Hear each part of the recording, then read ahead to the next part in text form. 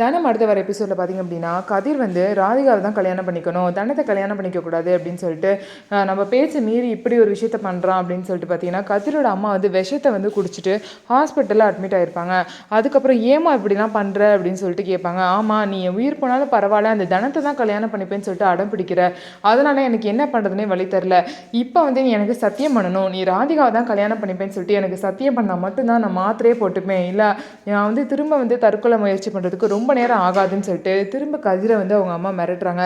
வேறு வழியே இல்லாமல் கதிரும் பார்த்தீங்கன்னா இந்த மாதிரி ராதிகாவை கல்யாணம் பண்ண ஒத்துக்கிறாங்க. இன்னொரு சைடு தனத்துக்கு ஒரு வயசான 45 வயசு உள்ள ஒருத்தர் கூட கல்யாணம் நடக்க போகுது. 2 பேரும் அவங்க வாழ்க்கையை வந்து முடிவு பண்ண முடியாமல் வந்து மற்றவங்க சொல்கிற பேச்சு கேட்டுட்டு அவங்க அம்மா அப்பா சொல்கிற பேச்சு கேட்டுட்டு ஏதோ ஒரு முடிவு எடுத்துட்டோம் அப்படின்னு சொல்லிட்டு அவங்க வாழ்க்கையை நோக்கி போயிட்டுருக்காங்க.